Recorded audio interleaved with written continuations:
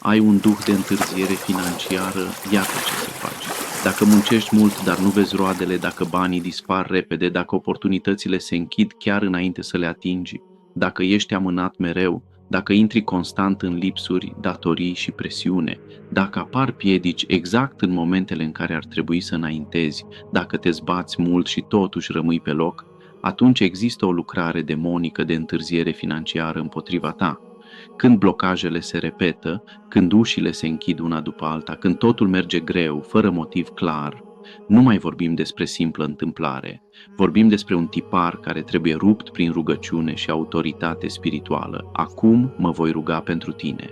În numele Domnului Isus Hristos poruncesc să fie rupt orice duh de întârziere financiară care lucrează împotriva vieții tale. Poruncesc să cadă orice blocaj, orice piedică, orice lanț al lipsei și orice atac demonic împotriva muncii tale, a veniturilor tale și a deschiderilor tale. Declar peste tine eliberare, favoare, accelerare, protecție și binecuvântare financiară în numele Domnului Isus Hristos.